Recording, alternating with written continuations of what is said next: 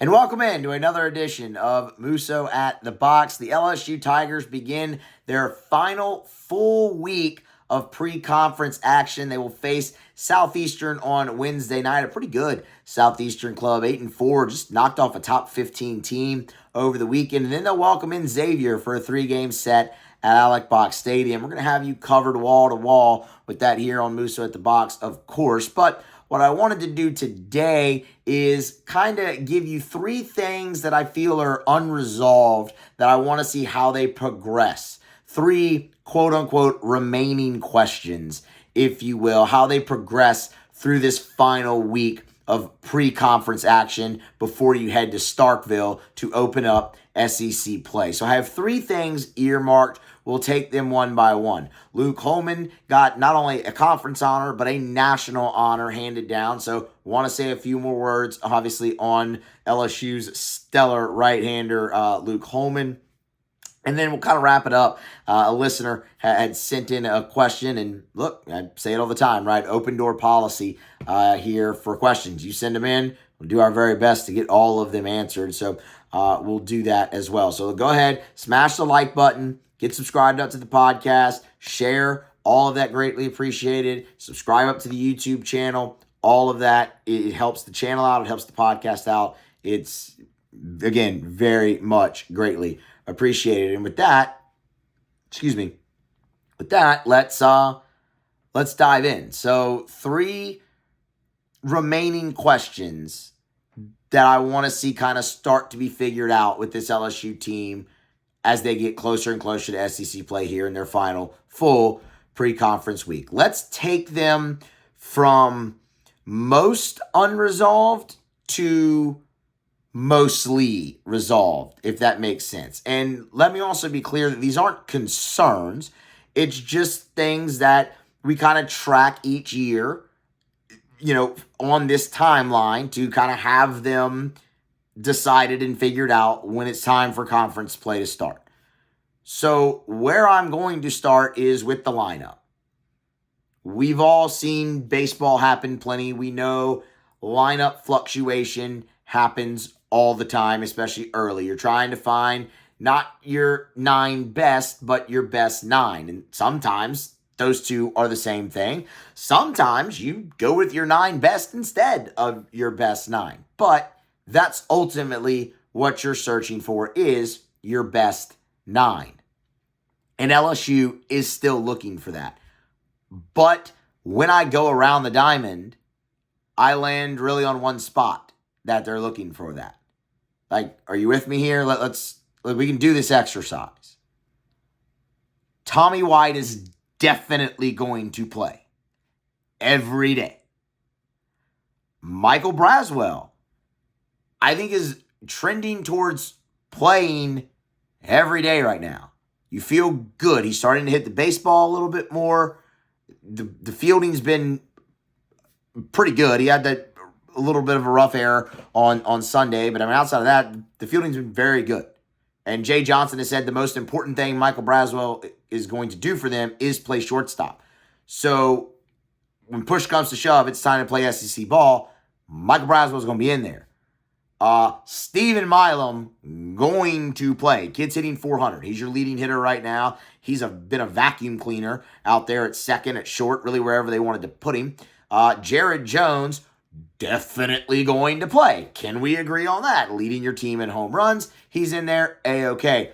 Catcher, you're going to have a bit of a revolving door there. Brady Neal, Alex Milazzo, Hayden Travinski, but one of those guys is going to be in there at all times.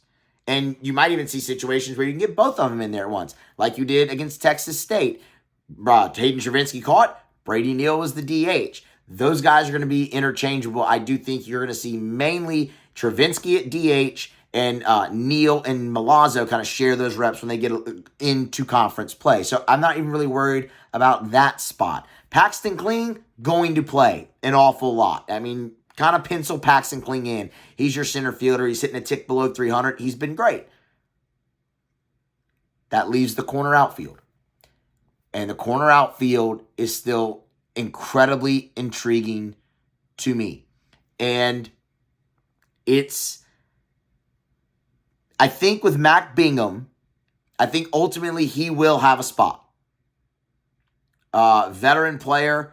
He's really had one uncharacteristic weekend. Other than that, he's produced, I mean, pretty undeniably, if we're being honest. I mean, looking at it here, hitting 300. The on base is 500 though, so I mean he's constantly getting on base regardless of if it's a hit or not. That's third on the team in on base percentage, behind only Hayden Travinski and Monster. So you're looking pretty good there. A guy who's getting on base 50% of the time is going to play. And you're probably going to stick him in left field. Could you see certain days like you did on Sunday against Texas State where they give him a day off and they let Pearson and Brown both play? Sure. But ultimately, you're looking at right field and you're looking at Josh Pearson or Jake Brown. And I'll be honest, this is not a spot I really foresaw LSU being in coming into the regular season, because it just really seemed that, okay, Brown's starting day one and he's going to go out there and he's going to be your everyday right fielder. And Josh Pearson's going to play second base. It wasn't until the last few weeks of the scrimmages when Milam really started to come along and he got one opportunity over there at second base and has just never let go of it. And that's a great thing. Like, that's a great thing to see. No complaints. But what it has done is it's kind of jumbled up the right field spot a little bit, because when you look at Pearson and Brown, they've kind of followed similar tracks, and neither of them have been able to separate from each other. They both have whales of opening weekends, are great. And then Brown kind of stays steady. Pearson slumps a little bit, like mini slump. It's a hitless game here that tanks your average because it's week number 2 of the season, kind of slump. And then he has the big 2 home run game against Northern Illinois. Kind of goes back into a little bit of mini of a slump. But at that same time, Jake Brown kind of went down into a mini slump. So there was no separation. You come into the Houston weekend and Pearson's sitting right around 200. But Brown had dropped from like in the 400s down to 300. So again, they're following kind of a similar path. And then what happened in Houston, they both turned in really good weekends. I mean, Pearson went 3 for 5 on Sunday to punctuate it, but was on base plenty. Jake Brown had a 2-hit day to end it out, drew a good bit of walks as well. I mean, you talk about on base percentage, look at Jake Brown. He's at 438 right now. That's really, really solid. So those two guys, they really haven't done anything to separate from each other. It's very similar to the conversation that y'all wanted to have, and we had it, after opening weekend between Michael Braswell and Stephen Milam, where everybody wanted to crown Milam right away because he came out there and was awesome week 1, and Braswell struggled. It's like, whoa, hold on. We know the potential that number 4 has, and it's great, but they brought Braswell here to be the shortstop, and he's going to get every opportunity to do that. He was great at hitting the baseball in the fall. He was great at hitting the baseball in the winter. Let's see if he comes along. And then you see them give Braswell the day off, and Milam went and played short, and he was awesome. And then when they're both back in there the next day as your middle infield, they both had huge days. And it's like, okay, well, no one's separated. So you keep it status quo. And that could be what ultimately happens here. You keep it status quo. You keep rotating Pearson and Brown. Or you look at the wild card candidate in this. And that's Ashton Larson. And I want so badly to see Ashton Larson get a start against Southeastern in the midweek. I want to see a full game sample of him starting, because every time that kid has come in, he has done nothing but hit the baseball. Ashton Larson has appeared in 6 games with no starts. He has 6 at-bats. He's hitting .667. He is 4 for 6. He has driven in 3 runs. A lot of those have been pinch hit at bats, which means he's coming off the bench cold trying to do this and is executed. He would start anywhere else in this league except LSU right now just because of how deep they are in the outfield. Jay Johnson was asked after the game on Sunday against Texas State if Ashton Larson could break into the lineup, and he said absolutely. He went on about how he loved him and how he loves the player that he is. He's a baseball first guy, which is perfect for an LSU player. And all of the example that he gave, and that they're going to lose some offense out of that outfield, and next year he looks like a guy who's they're gonna look to replace that. I want to see if he can get a shot now. I've seen enough of him in that small sample size coming off the bench that I want to see it in a game, especially when you are unsettled out there. So I'm not saying you give him that and he takes the job and runs with it. I just want to see it because I think he is the wild card in this situation. Now, if you remove him, you hold steady with Pearson and Brown. And here's what I see happening there. They'll platoon the final week of pre-conference. They'll probably platoon a little bit when they have the 2-game midweek series against North Dakota State. And then when they go to Starkville on that Friday night, Josh Pearson's going to start in right field because they trust him. If you've listened to this show, you know that. We reference it all the time because it was the same thing last year. You've even seen it. You've even seen it this season. If you listen to the recap episode of the Rice game or the preview episode for Houston, you heard me say this. And it was very short-sighted by me because of how often I reference the trust factor with Josh Pearson. I said, he's struggling.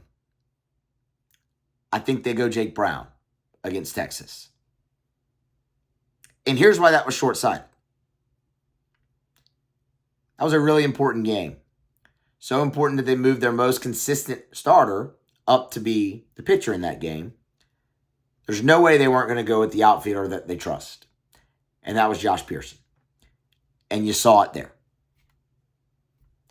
And you'll see it again in conference play unless Jake Brown does something over these next, call it 8 games, that you just can't look away from. My hope is once they go to the guy they want out there, they let him kind of be.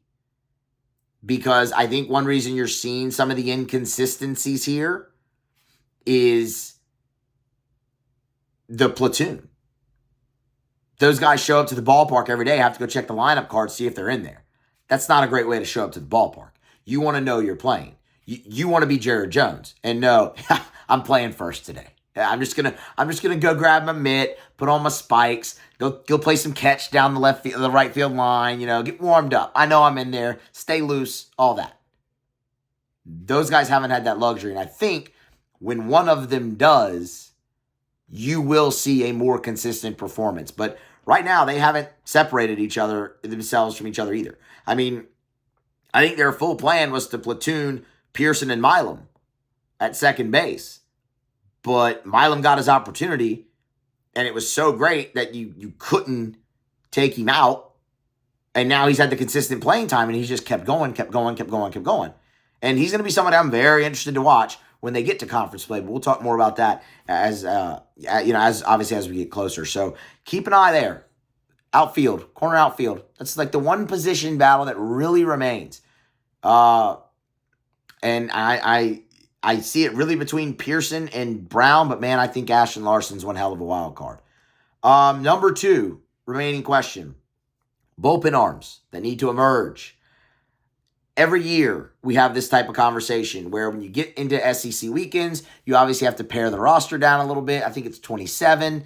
And by that point, you want to have at least 8. We always put the number 8 arms out of the bullpen that you can count on. Well, if I go through that right now, I look at Nate Ackenhausen. Yeah, I can count on him. Griffin Herring. Yeah, we can count on him. Gavin Guidry. Justin Lure, Fidel Ulloa, Javen Coleman. That's 6. So you need 2 more. Who steps up to be that guy? I'll tell you one guy I've had high hopes for that to be all offseason and all early season is Christian Little, and he's going to be the first name out of my mouth here. I want it to be Christian Little.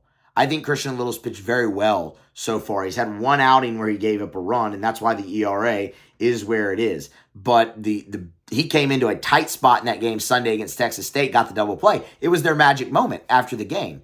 The walk number has been kept very low so far in a small sample size, which was a big key to his success is what we gave out, kind of preseason. I think Little really needs to be one of those 8 that you get to. If it's not Christian Little, well, who else can it be? Can it be Sam Dutton? They've stuck Sam Dutton in some pretty sticky spots, and he's had a lot of success in those. 4 appearances, 5 innings, and a 0 ERA. We didn't get to see him, though, on the big stage in Houston, and I'm not going to lie, I was a little disappointed by that. But can it be a guy like Sam Dutton? What about a guy like Aiden Moffitt? Aiden Moffitt, I get it, small sample size, but he's like night and day from what he was this time last year. I'd love for it to potentially be that guy.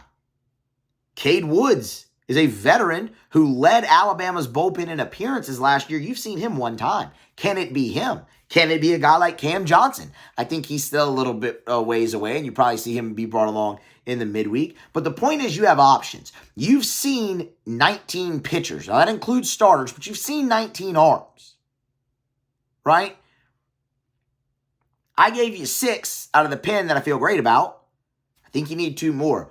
Who is that going to be to emerge as the guy that all right, I give him the ball. He's going to go out there. He's going to get the job done for this team. You have options, and that's a great thing. But that is something definitely to keep an eye on as they head in to the final pre-conference weekend. The final pre-conference week, the full pre-conference week here, and they'll start Wednesday again with Southeastern. The last thing, and this is brought about because of a quote that Jay Johnson gave after the game on Sunday. And my apologies, I had technical difficulties up at the studio, so we're having to do this from the home studio, and I don't have the capability to play you that quote. And I'm sorry. Not important. I don't have the capability to play that quote for you. But Jay was asked about Thatcher Hurd in that Sunday spot, and he was, man, what a luxury to be able to run that guy out there in this atmosphere. Excuse me. Oh.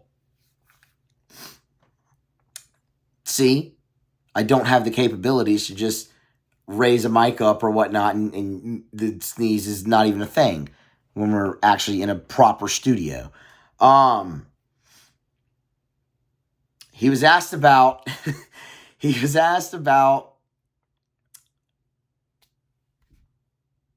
Thatcher Hurd. I totally blanked. Okay. He was asked about Thatcher Hurd and having him on the Sunday. And Jason, what a luxury to be able to have that guy here, like in this spot, to run him out there and him do as well as he did. And then he said, I'm not real sure what we do with the rotation from here. Yada, yada, yada, yada. The rest of it wasn't important. The part that caught the ear was, I'm not real sure what we do with the rotation from here. Which is just intriguing. Because I think we all look at it and go, you run it back. And for what it's worth, I think that they will. I think that that's the plan. I would be floored if when they go face Xavier, it's not Holman jump Hurd. It absolutely should be. But this team does have multiple guys that can start. I mean, look at Cade Anderson in the midweek, y'all. He's been great. Could he be a guy, if one of them falters, that forces his way into a weekend spot? Javen Coleman is a veteran who has pitched in big spots for LSU throughout his career. Could he fight for a rotation spot really down the stretch here? Maybe, maybe not. I think ultimately that's what Jay meant by that is we have a lot of guys and we have options if something goes wrong. I don't think they're actually planning on altering that rotation, and my gosh, they shouldn't be, because it was incredible in Houston. 15 2/3, 2 earned runs, 2 walks, 22 strikeouts. Each of them got a win. That's a first time all year. Luke Holman went to 3-0, Gage Jump went to 1-0, and Thatcher Hurd went to 1-1. Dominant stuff. You don't shake that up, and I don't think they're going to. But when the head coach, after you see that type of performance, says something like, I'm not real sure where we're going with the rotation quite yet, that definitely piques your interest. And full disclosure, I'm not sure what he means by that. I'm giving you my opinion. I did not try to find out anything about what he meant by that. Maybe we can a little bit down the road and pass that along. But the main reason I didn't is I think the quote was just intriguing, and there is no reason to change anything right now.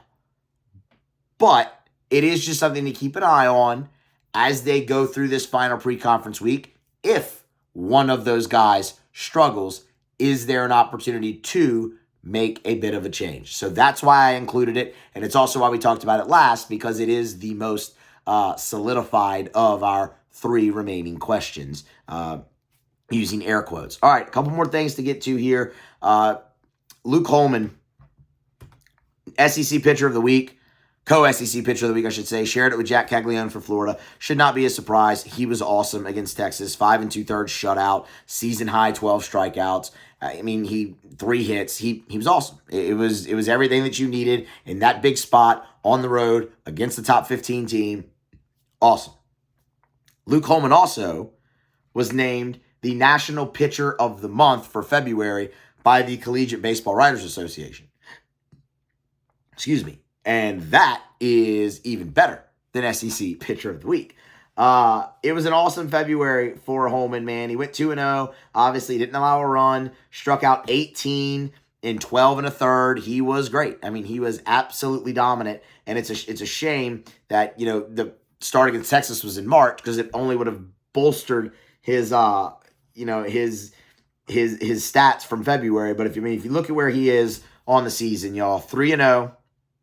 18 innings. He's walked only 2 and struck out 30. And he's 3-0. He's been, and his ERA of 0. He's been awesome. I mean, he has been awesome. And it's what we said the other night, after the Texas game. There's a word that we've used, it was a couple, but one of them is pitchability. Ever since the preseason scrimmages, we've talked about the pitchability with Luke Holman and how the stuff doesn't jump off the page.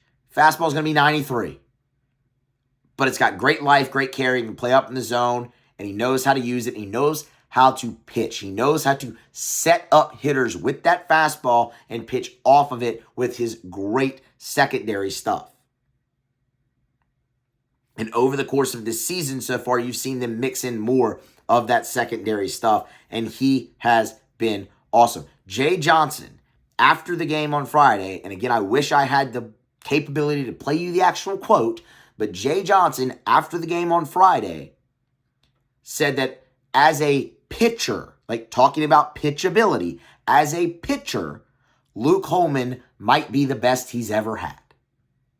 You cannot have a more glowing compliment from a head coach, especially one who had Paul freaking Skeens at the front of his rotation last year, than as a pitcher, maybe the best I've ever had.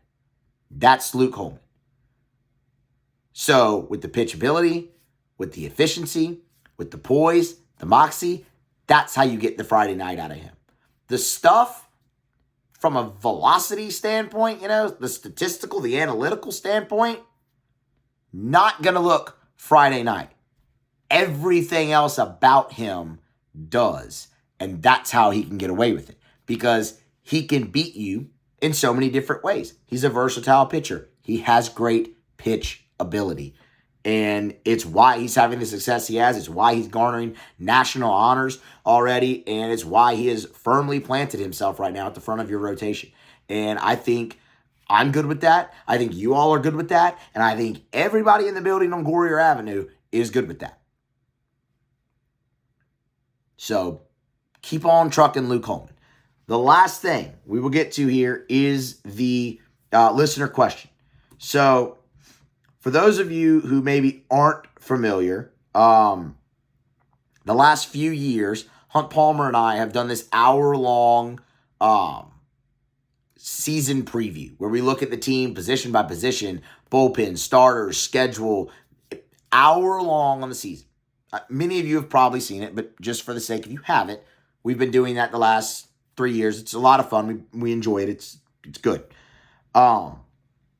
When we talked about the schedule on this year's edition, both of us kind of voiced, I don't want to say concern, because I don't think it was concern. We just highlighted the toughest stretch on LSU schedule, which is weeks 2 through 5 in the SEC, where LSU hosts Florida, visits Arkansas, hosts Vandy, visits Tennessee, all in the same 4 weeks. And we were saying, what are you comfortable getting out of there? And we both kind of landed on 8 and 7. I said, if you can go score the sweep at State, you could actually be looking at 9 and 6, which would be incredible. But 8 and 7 would be great. So today, when they released new rankings, Hunt had quote tweeted perfect games and was like coming up for LSU, Xavier at Mississippi State, and then he has 8 at 2, 9 at 7, and that's number 8 Florida, at number 2 Arkansas, at home versus number 9 Vanderbilt, at number 7 Tennessee. And Mark Hartzell commented underneath it and said, "Are you and at Musso Matthews still worried about LSU baseball treading water through this stretch and coming out 9 and 8 in SEC play?" He meant 8 and 7, but the point's well taken. Semantics. And I said, I'll add this to the rundown for Tuesday's Musso at the Box. So here it is. So Mark, I'll say this. I want to clarify again that it's not a worry. Like I don't want to say I'm concerned, because I think LSU's really good. But if you're asking me, the answer is yes. I am. And I will say I'm more in the same vein of thinking that would be a great outcome for them if they go 8 and 7. And I say that not because LSU isn't good. LSU's great. I've spent the better part of the last 3 shows saying they're good. Like, this is real. This feels real now. They're really good. That hasn't changed. The problem is those 4 teams are also elite and very good. And you can pick out any team you want that you think is the best in the country, and they are going to struggle through that stretch because it's just damn hard. Like, y'all, Florida, they're stacked in the lineup. I mean, I can start naming guys, but I'm going to forget people. Obviously, you got Cags. Curlin's back and is awesome. Colby Shelton transferred in from Alabama, and here I am forgetting people. So we're going to stop. We're not going to go further than that. They got, it looks to be a fantastic rotation. And speaking of Caglione, he's pitching well. The freshman in the middle is pitching well. Like, they're real. Brandon Neely's back in the bullpen. They're really, really good. I haven't said this on the record, but I think Arkansas is going to win the national championship this year. I think Van Horn's finally got his team. They remind me an awful lot of LSU last year. They did great in the portal. They have an awesome rotation fronted by a legit National Pitcher of the Year candidate in Hagen Smith. And on top of that, they're winning not at full strength right now. Arkansas's got a couple big injuries. One of them to a stud freshman pitcher who they want to be in the rotation. The other one to Peyton Stovall. You get those guys back in the fold to a team that's already winning right now, they're going to be even better. Like, they're really good. You got to go to Arkansas. I got to see Vandy 3 times in person in Houston. And no, it wasn't pretty the whole time, but they won all 3 games. And what Vanderbilt very much looks like to me is a team that's trying to find their way. And once they do, look out. Because they're really talented, especially on the mound. Deep bullpen as well. But, I mean, Carter Holton at the front of that rotation. Devin Futrell is one of the best Sunday guys that you can have. And Tennessee's got a frontline guy in Drew Beam. They're hitting the cover off the ball in their high school field like they always do. And you have to go there. It's going to be really tough. So look, I tell you this. Yes, look at it from that perspective. It's not because LSU's bad. LSU's great. So are those teams. And you could put any top team in the country in that stretch, and they would struggle because it's brutal. To have to play 4 top 10 teams in a row is brutal. But I think getting Florida at home is huge, and you should be able to win that series at home. And if you take 2 out of 3 for Mississippi State, which you should do, they're not a good baseball team, and your frontline pitching is better this year to the point where you should be able to exploit that they're not a good baseball team. Your frontline pitching was not in that position last year, and that's why Mississippi State ultimately was able to beat you. And your bullpen wasn't in good enough shape either at that point. None of that's true this year. And I look at a Mississippi State team that is right now really struggling to hit the ball. So LSU should go there and take 2 out of 3. If you get a sweep, great. But 2 out of 3 is your goal on the road, right? Really, your goal on the road is don't get swept. But in a series like that, get your 2 out of 3. You're 2-1. Okay, can you take the series at home against Florida where you're going to have a massive home field advantage, College World Series rematch, all those things? I think you can. So you'd be 4-2. I don't think you're winning in Fayetteville. Just try not to get swept. Get 1. Okay, you do that, you're 5-4. Come home against Vanderbilt, same thing as applies to Florida. Get you 2 out of 3. Okay, so you're 7-5. You go to Tennessee, don't get swept. And look, you come out at 8-7. And you've got 2 really good series wins in there. And then the schedule lightens up on the back end outside of Texas A&M. And the trip to Alabama could be tough. But you get A&M at home. That's huge. You should be able to make plenty of hay in the back end to where the 8-7 feels great. Now look, you go sweep Mississippi State, you split those series, like I say, you're going to be 9-6, and you're going to feel real good. But 8-7, yes, 8-7 for me is still the play for them coming out of the first 5 weeks of SEC play. And it has everything to do with that stretch. And because of how good those teams are, nothing else to do with LSU. I just think anybody would struggle in that stretch. Thank you for the question, though. I very much appreciate it. When I saw it, I was like, I could give you a response on Twitter, but I'd rather expound on that and hopefully for the benefit of the audience too. So, all right, y'all, that's going to wrap it up here for Musso at the Box of this edition. Like, subscribe, smash that like button, subscribe to the YouTube channel, subscribe up on your podcast apps. All of that is greatly appreciated. And stick around. We got you covered, man. Southeastern preview is on deck. Tigers and Lions, their 5th straight road game. The Road Warriors are back at it. They'll put their perfect road record, I should say, on the line against Southeastern. We'll have a full preview of that coming for you next time on Musso at the Box.